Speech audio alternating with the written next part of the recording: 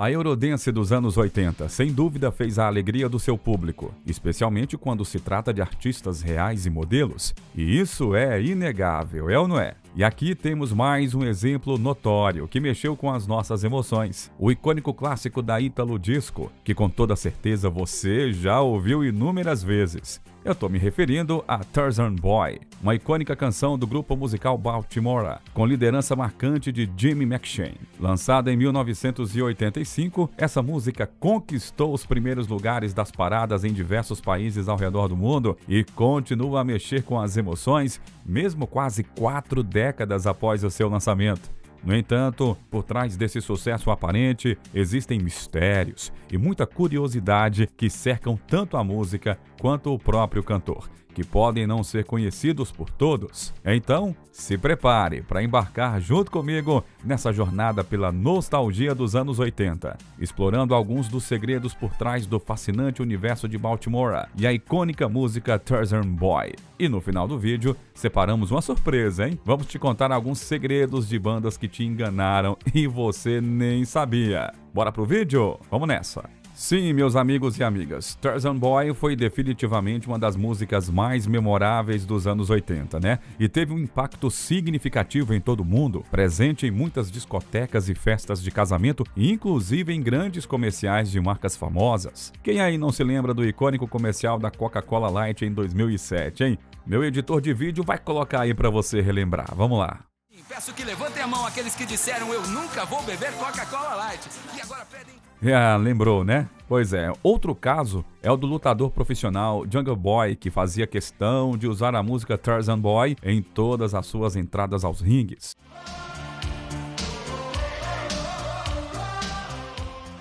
Devido à exposição proporcionada pelo lutador americano com apenas 24 anos, muitas pessoas estão assistindo aos vídeos do Baltimora e comentando que se tornaram fãs da música após ver as lutas. Ah, tem mais, hein? Só para nível de curiosidade mesmo, esse lutador é filho de Luke Perry, aquele famoso ator de Beverly Hills, conhecido aqui no Brasil como Barrados no Baile. Você se lembra, né? A história de Baltimora é fascinante, especialmente ao considerar suas origens italianas, em contraste com a superexposição comum de que poderia ser uma banda americana ou até mesmo britânica. E o cérebro por trás de tudo se chama Maurizio Bassi, que foi o visionário por trás do projeto.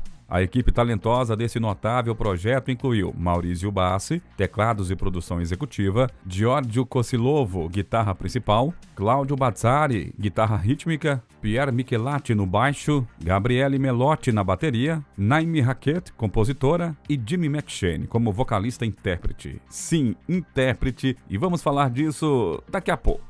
Tarzan Boy chegou às ondas do rádio em abril de 1985, conquistando a Europa com seu ritmo contagiante. A música escalou as paradas com facilidade, alcançando o 6º lugar na parada de singles italiana e atingindo também o top 5 em diversos países europeus. Por exemplo, na Alemanha, na Suíça, na Áustria, na Suécia e lá na França também. A sua ascensão triunfal também alcançou o Reino Unido, onde alcançou a 3ª posição em agosto de 85.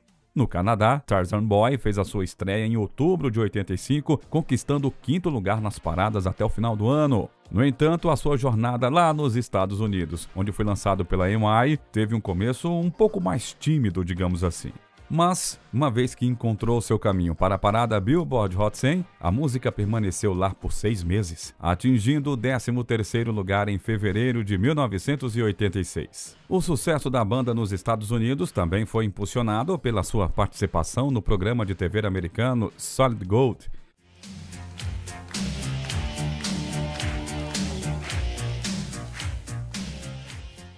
Com a crescente popularidade, o projeto italiano até participou de um programa de TV americano, chamado American Bandstand, em 1986. O segundo single, Woody Boogie, também não passou despercebido não, viu? Chegando ao top 20 na Alemanha, Suíça e também na Suécia.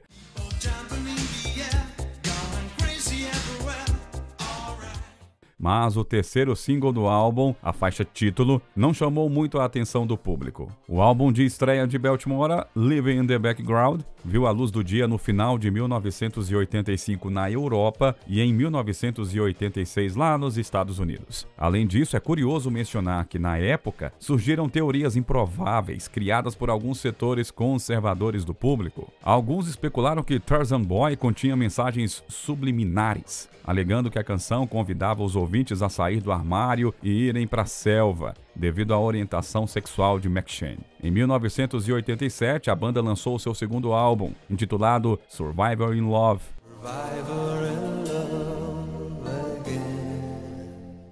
Mas esse foi um grande fracasso de vendas, levando Maurizio Bassi a desistir do projeto. Curiosamente, a faixa Survivor in Love contém créditos de composição de Jimmy McShane. Mas no entanto, dessa nova safra, apenas o single Kiki Karimba conseguiu entrar no top 100 de alguns países e teve um desempenho abaixo das expectativas.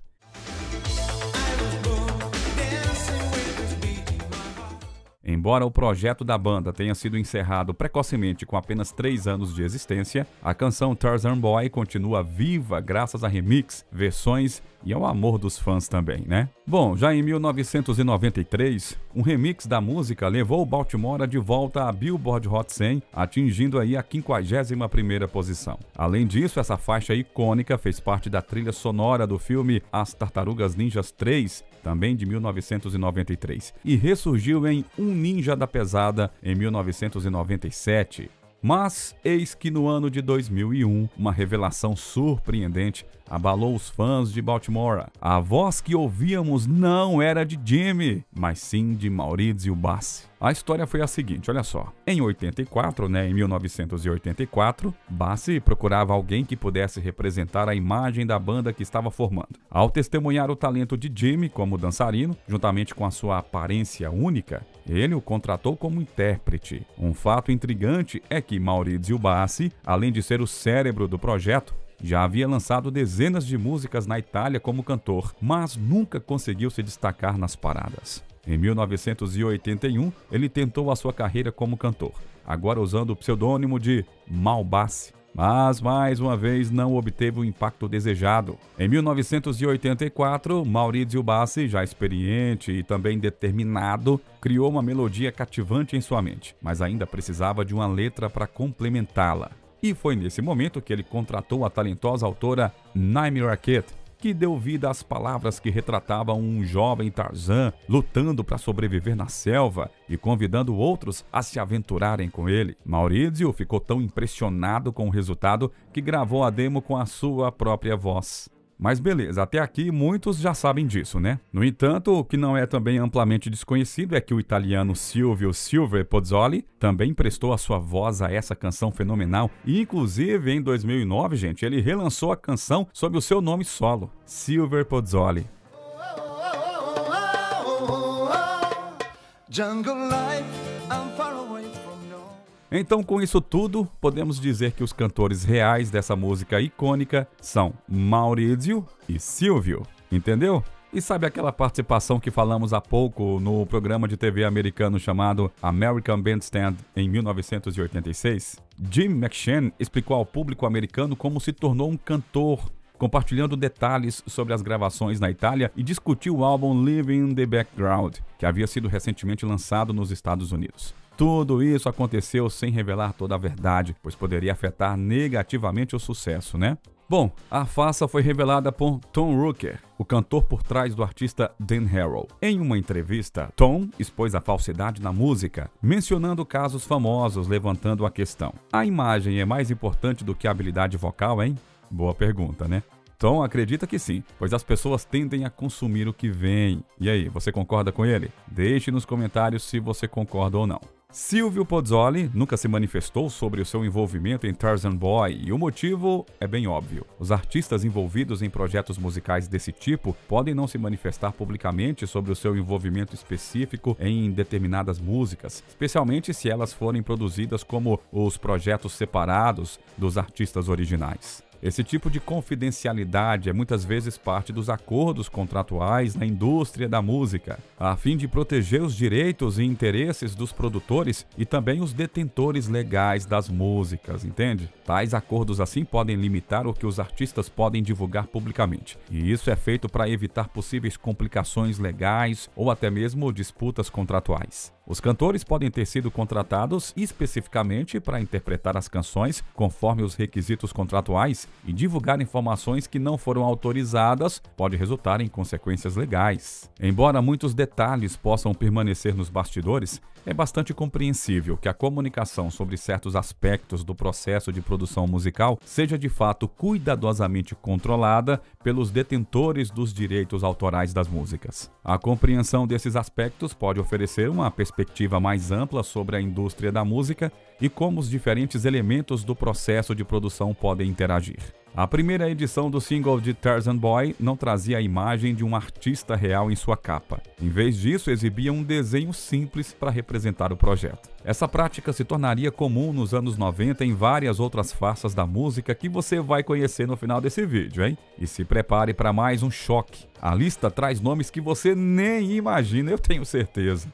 Naquela época, gente, os produtores não previam que suas músicas conquistassem uma projeção tão grande. Por isso, lançavam os seus produtos de forma quase que insignificante. Mas, para surpresa desses músicos, muitas dessas faixas se tornaram hits mundiais, grandes sucessos. Consequentemente, as gravadoras precisavam encontrar um rosto para representar esses sucessos, né? Já que a maioria dos cantores originais trabalhava apenas como freelancers de vários estúdios. E foi assim que o dançarino Jimmy McShane entrou no projeto Baltimora, assumindo o papel de frontman ou performer. Ele ficou encarregado das promoções, turnês, videoclipes e, quem sabe, de aumentar ainda mais a fama de Tarzan Boy. No entanto, durante todo esse tempo, eram os vocais de Maurizio Bassi e Silvio, enquanto que Jimmy apenas sincronizava os lábios e encantava o público com a sua dança e performance. Que coisa, hein? Bom, Jimmy McShane teve uma história muito difícil, tanto antes quanto depois do sucesso da banda. Ele nasceu em Derry, na Irlanda do Norte, em 23 de maio de 1957 e faleceu em 29 de março de 1995 com apenas 37 anos de idade. A sua família de origem simples e tradições rígidas fez com que Jimmy enfrentasse suas diferenças desde muito cedo, travando uma batalha dentro da própria casa. Desde a infância, Jimmy já demonstrava paixão pelo palco, pela dança e também por vestimentas extravagantes. Ele também sabia que tinha algo especial que o diferenciava dos outros meninos. Jimmy descobriu sua orientação gay quando ainda era muito jovem. Ao revelar a sua verdadeira identidade para a família, enfrentou a rigidez do seu pai, que o excluiu severamente. Apesar de todo o preconceito que enfrentou entre os familiares e vizinhos, Jimmy continuou a explorar sua paixão pela dança e também o seu estilo distinto. Além do seu talento na dança e o seu visual fashion, Jimmy conseguiu integrar a equipe de dançarinos da cantora Didi Jackson, isso por um curto período de tempo, e participou da turnê da cantora na Itália em 1984. Durante a sua estadia na Itália, ele se encantou por Milão e então decidiu que queria morar ali. Foi lá que ele cruzou o caminho do produtor italiano Maurizio Bassi. E o resto da história eu já te contei, né? Você já conhece. Tudo o que Maurizio desejava para o seu projeto, ele encontrou em Jimmy. Carisma, visual cativante, talento inegável para a dança. A pergunta óbvia que se impõe aos fãs é por que Jimmy McShane optou pelo silêncio após o término da banda, hein? Por que ele parou de gravar discos quando tantas gravadoras e produtores estavam dispostos a assinar contratos com alguém que cantou um dos maiores sucessos dos anos 80? E a resposta está no fato de que Jimmy não era o vocalista original, e essa limitação o afastou da continuidade na música. O seu carisma e expressividade na dança, embora marcantes, não eram suficientes para mantê-lo no cenário musical. Bom, após um período longe das manchetes, Jimmy foi diagnosticado com AIDS em Milão em 1994. Poucos meses depois, ele retornou à Irlanda do Norte, o seu país de origem, com a intenção de passar os seus últimos dias de vida. Jimmy voltou a morar com seus pais em sua antiga casa de infância, onde foi confrontado de novo com o preconceito da população local. Ele chegou até a ser agredido brutalmente por um grupo de homofóbicos. Jimmy acabou falecendo de pneumonia em 29 de março de 1995, em um leito de hospital, sozinho e totalmente esquecido, até mesmo pelos seus supostos amigos, né? O seu irmão revelou recentemente que Jimmy chegou a ligar para a polícia apenas para ter alguém com quem conversar. Olha só que situação. Agradecendo a essa pessoa que o ouvia pacientemente durante os seus últimos dias de vida. Outro membro da família emitiu a seguinte declaração após a sua morte: ele enfrentou a sua doença com coragem e morreu com grande dignidade. Pois bem, como eu disse anteriormente, essa prática, embora suspeita e talvez até um pouco desrespeitosa, com o público, foi bastante usada por vários grupos e cantores nas décadas de 80 e 90, como vamos te mostrar agora. E a gente pode começar a lista falando, é claro, de um outro projeto italiano da Eurodance, conhecido como Corona, que foi visualmente representado pela modelo brasileira Olga de Souza e produzido por Checo. No entanto, as verdadeiras vozes por trás do projeto eram Jenny B, Giovanna Bersola e também Sandy Chambers, a Sandra Chambers. A banda alcançou grande sucesso comercial com 2 hits que ecoaram pelo mundo: The Rhythm of the Night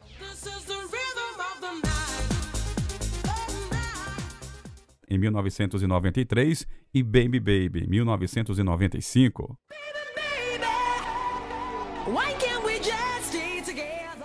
Um outro caso famoso foi de Randy Bush. Embora tenha sido representada no palco por Patrizia Cavalieri, a verdadeira voz por trás do projeto Randy Bush é, na verdade, Amy Bert. Esse projeto, criado por Nilo Nicolosi, fez muito sucesso aqui no Brasil em 1995, com interpretações de músicas famosas como Foreign Affair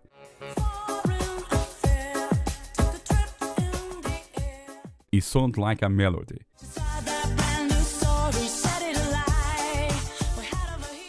Não podemos esquecer também que Amy Bert não foi a única voz de Randy Bush. Sandy Chambers, uma talentosa cantora britânica conhecida por outros projetos de Italo Dance, também colaborou regravando Giddy Up a Go-Go. E no meio das faixas, não podemos deixar de citar a loira que embalou as pistas de dança com o hit Saturday Night.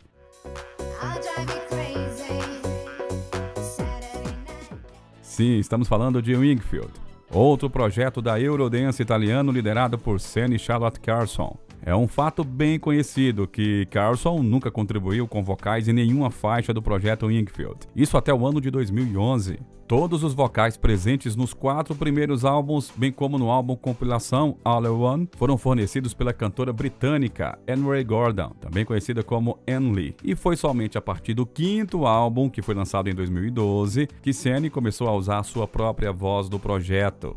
E tem outra face que você pode assistir aqui no canal, hein? E claro que nós estamos falando do icônico grupo Boney M, que te embalou com os hits My Baker e Belfast, e também Rivers of Babylon.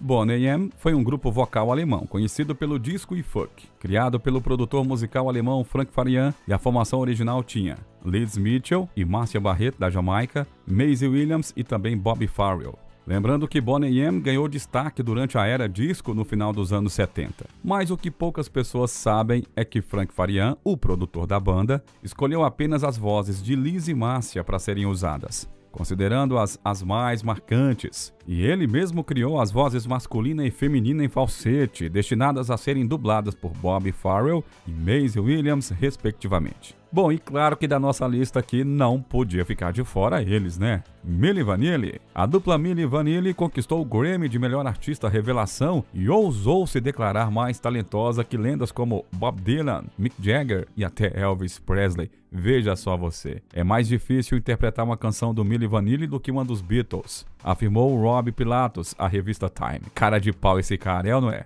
Pilatus e Fab Morvan, os membros do Milli Vanilli, não eram os intérpretes das suas próprias canções, mas sim foram considerados uma das faças mais escandalosas da história da música pop. Que coisa, hein? Essa fraude culminou com a Academia do Grammy exigindo pela primeira vez e única vez na história a devolução do prêmio. Morávamos com outros 2 músicos em Munique, não tínhamos o que comer e éramos infelizes. Sonhávamos em nos tornar estrelas. De repente, um sujeito nos deu uma oportunidade e agarramos. Isso foi o que revelou Pilatus ao The New York Times. Esse sujeito era Frank Farian. o cantor e produtor do grupo Boney M que falamos anteriormente. Mas aí surge a pergunta que não quer calar: por que essa mesma fórmula de Farian não funcionaria com Milli Vanilli? Pilatus e Morvan já eram conhecidos na cena noturna de Munique por sua ousadia estilística, com ombreiras gigantes, shorts de lycra e botas militares, quando então se ofereceram a Farian como coristas e dançarinos. Ele então fez um pedido inusitado,